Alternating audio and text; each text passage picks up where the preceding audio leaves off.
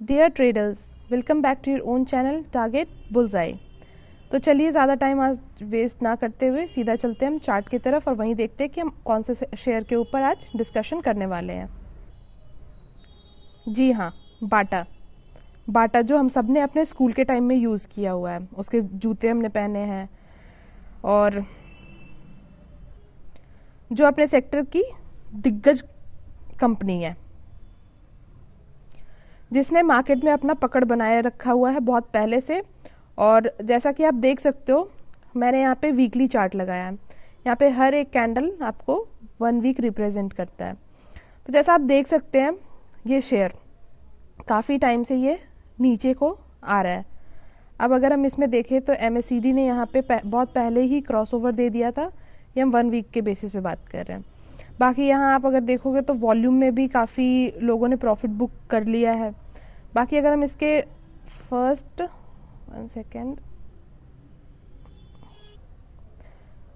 First level वो support की बात करें तो इसका सबसे तगड़ा जो सपोर्ट है वो 1400 है। लगता नहीं है कि वो तोड़ेगा, बट अगर हाँ तोड़ता है तो वो बहुत ही तगड़ा सपोर्ट है वहां पे। अगर वो उसको अगर किसी वे में वो तोड़ता भी है, तब आपको जो सेकंड सपोर्ट निकल के आ रहा है वो इस येलो लाइन जो है 100 वीक एक्सपोनेंशियल मूविंग एवरेज, यहाँ पे 1384 का इसका दूसरा सपोर्ट यहाँ पे निकल के आ रहा है। तो चलिए एक बार हम इस चार्ट को 1 डे के बेसिस पे हम एक बार देखते हैं कि क्या आता है। देखिए, ये 1 डे के बेसिस पे आपको चीज़ें ज़्यादा बेटर क्लियर यहाँ पे दिखेगी।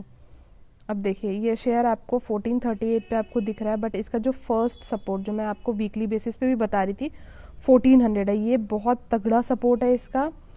लगता नहीं है कि ये तोड़ेगा, बट अगर तोड़ता है तो फिर ये नीचे की ओर आएगा। और अगर जैसे ही तोड़ता है, और जिन्होंने इसमें इन्वेस्टमेंट किया हुआ है ऑलरेडी, डोंट पैनिक। वहाँ घबराने की आपको ज़रूरत नहीं है। आप वहाँ पे खरीदोगे, ना कि हड़बड़ाहट में या घबराहट में आपको बेच देना है वहाँ पे। क्योंकि ये जो लेवल है ये आपको बहुत, क्या कह सकते हैं इस पे, कि आपको ये बहुत मुश्किल से ही मिलता है। अगर कोई अच्छा शेयर आपको नीचे के प्राइस पे आपको मिल रहा है तो आप खरीदोगे कि बेचोगे? ऑब्वियस सी बात है ना, हम वहाँ पे खरीदते हैं, घबराहट में हम बेचते नहीं है।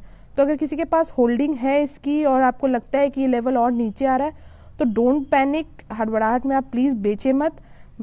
बाकी चलिए अब इसके हम वैल्यूएशन वगैरह के बारे में बात करते हैं। वैल्यूएशन के पहले हम एक और चीज़ देख सकते हैं।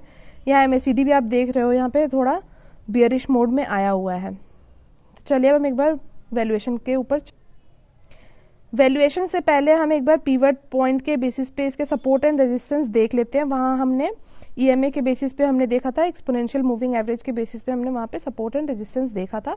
तो जैसा कि मैं आपको बता भी रही थी कि 1400 उसका बहुत ही एक तगड़ा सपोर्ट है, जो कि आप ये सेकेंड आप यहाँ पे देख सकते हो, सेकेंड सपोर्ट पे। बट इसका जो अगर फर्स्ट सपोर्ट की बात करें, जो कि चार्ट में वहाँ पे क्लियरली विजिबल नहीं था, बट यहाँ पे अगर आप देखोगे तो ये 1419 है फर्स्ट सपोर्ट। सेकेंड सपोर्ट आपका वही 1400 निकल के आ रहा है। अगर वो तोड़ता है तो थर्ड सपोर्ट, जैसा कि मैंने वहाँ आपको दिखाया भी था 1 वीक के बेसिस पे, ये है आपके थर्ड सपोर्ट 1368। अगर हम वही रेजिस्टेंस की बात करें तो फर्स्ट रेजिस्टेंस है ये 1471, सेकेंड है आपका 1500 एंड थर्ड है आपका 1522। तो आगे आपको ये नंबर्स दिख सकते हैं, तो इस पे आप नज़र बनाए रखिएगा। तो चलिए, ये रहा वैल्यूएशन। तो आप यहाँ पे देख सकते हैं सेक्टर P क्लियरली 90 है, इंडस्ट्री P क्या है 56। आप खुद आप एनालाइज कीजिए कि ये आपको क्या कह रहा है। ऑब्वियसली ये बहुत नीचे है, तो आप खुद सोचिए आपको परचेज इन्वेस्टमेंट करना है नहीं करना है। यहाँ चीज़ें क्लियर दिख रही है आपको। मैं वही कह रही हूँ कि एज पर माय एनालिसिस आपको ये बहुत ही वैल्यूड प्राइस पे आपको मिल रहा है। बाकी आप देखिए कि आपको क्या करना है इसके ऊपर। चलिए, वहीं हम अगर रिटर्न्स के बारे में बात करें तो आप रिटर्न्स यहाँ पे देख सकते हो। ये जो 1 जनवरी टिल अभी ये -8 पे है। अगर हम वहीं 3 इयर्स के रिटर्न के बारे में बात करें तो 3 इयर्स में एज एक्सपेक्टेड उतना बुरा नहीं है, बहुत अच्छा भी नहीं, बट हाँ ठीक ठाक इसका जो रिटर्न आया है वो 3 साल के बेसिस पे है एंड 2 साल के बेसिस पे भी आपको ठीक दिख रहा है। बट अगर हम ये 1 साल के बेसिस पे बात करें तो अब आप बताइए ये 1 साल के बेसिस पे ये नीचे क्यों है?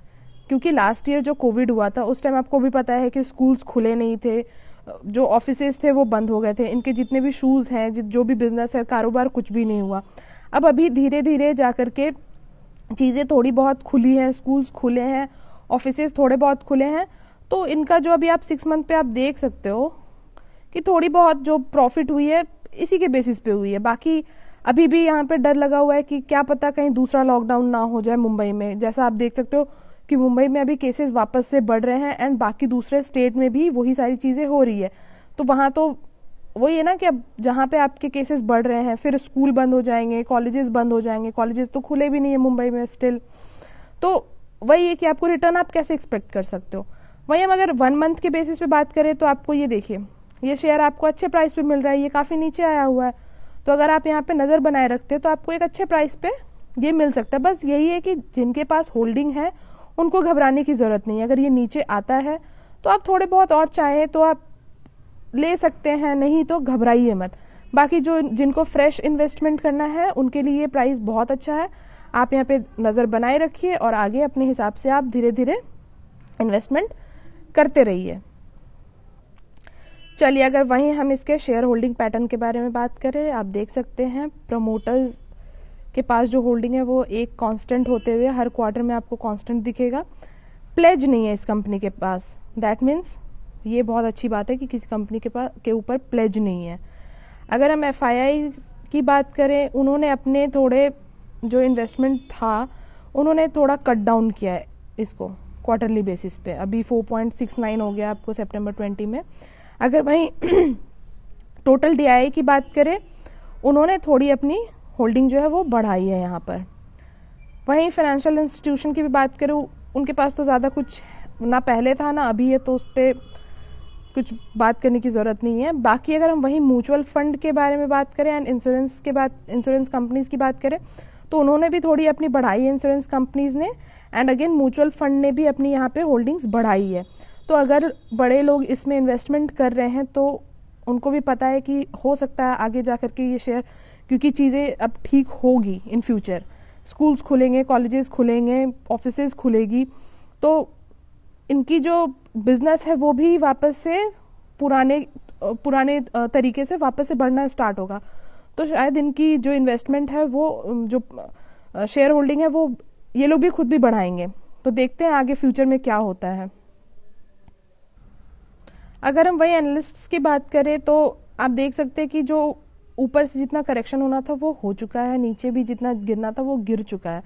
बाकी अभी जो एनालिस्ट्स हैं वो ज्यादा बुलिश नहीं है, बट हाँ इन फ्यूचर आपको ये नंबर्स चेंज होते हुए दिखेंगे एंड ये जो परसेंटेज है वो भी आपको बढ़ता हुआ दिखेगा। बाकी ये आपके ऊपर डिपेंड करता है कि आप इस शेयर में आप फ्रेश इन्वेस्टमेंट करते हो नहीं करते हो, ये टोटली आप पे डिपेंड करता है। बाकी जैसा कि मैंने पहले भी कहा कि जिनके पास होल्डिंग है प्लीज डोंट पैनिक, घबराहट में आप यहाँ पे बेचे ना, यहाँ पे आप या तो वेट करें या तो अगर आप थोड़ा बहुत इसमें आप एवरेज कर सकते हैं तो वो करें। बाकी आज के वीडियोस में इतना ही, मिलते हैं फिर।